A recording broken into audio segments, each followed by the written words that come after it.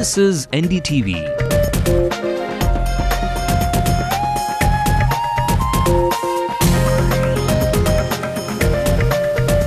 And you're watching NDTV Hindu.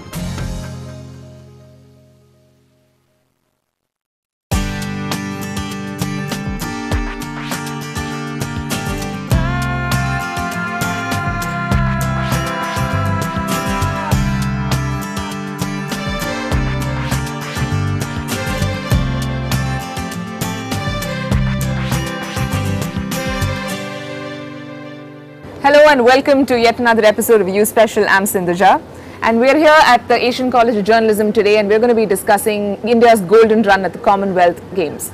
So first up, I'd like to welcome you all to the show. Thank you very much for being a part of this show.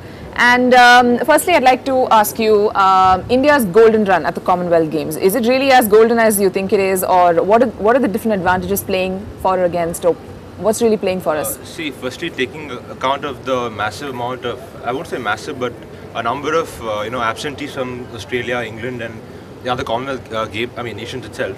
I think that itself is a bit of a downside in the event because a lot of athletes haven't come.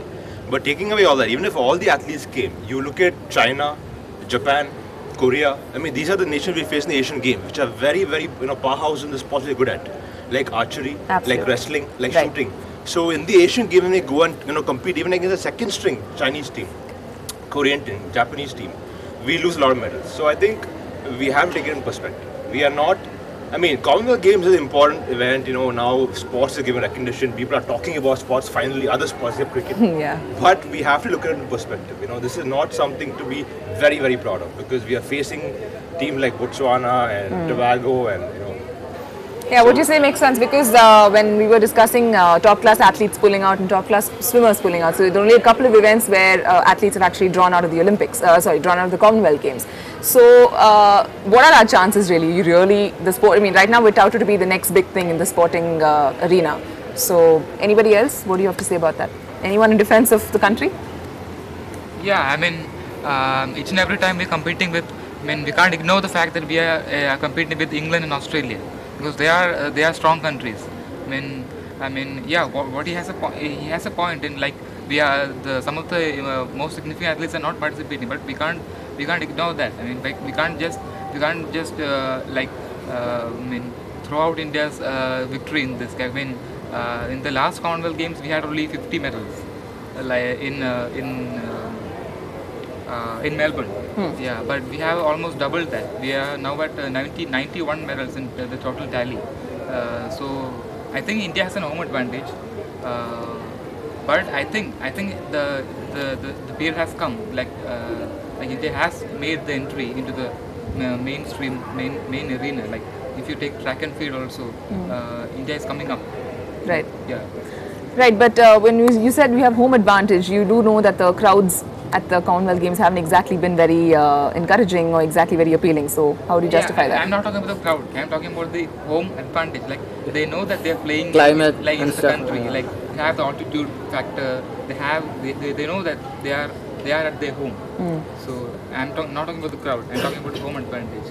Okay. See, coming back to the point about where should we be happy, should we be sad, etc., etc. We should analyze what our priorities are, what our standards are. Now we're talking about India being the third largest economy in the world, I think, behind US and China. China, exactly. So, in terms of sporting, as a sporting nation, as a sporting powerhouse, we are way below what we should be, judging by our population, judging by the potential we have. So I think even if we get, let's say, 10 medals, or people are talking about in the next Olympics in London, it still won't be much of an achievement. It will be a progress, but it will be far below what we really should be aiming at.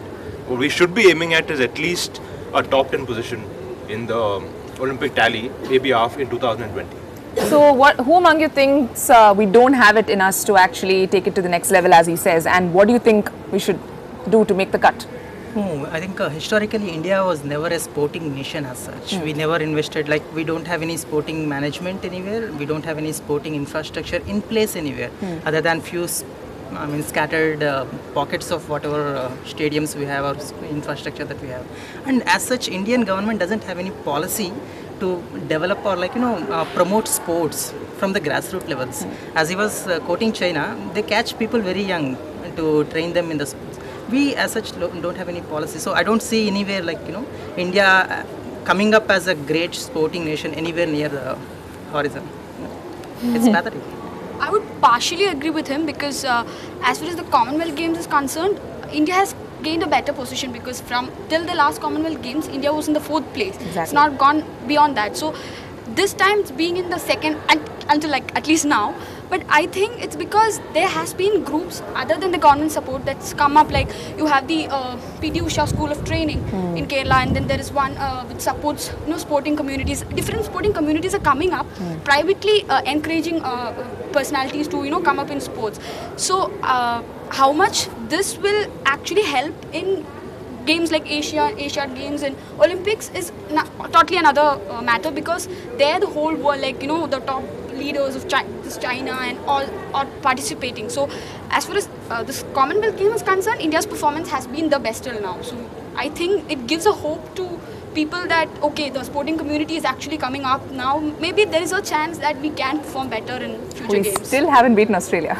Yeah, We have a but long way to go, and England's kind of hotting up as well. yeah. So it's every day, it's a always matter a of one hope. medal, one gold, or one silver, and they're right behind us. Even the England is also paid down. England, Wales is competing separately. Scotland is doing separately. Even they all come as UK in maybe Asia or maybe in Olympics. No, maybe just for Okay. 3 or 4 more, not more than that.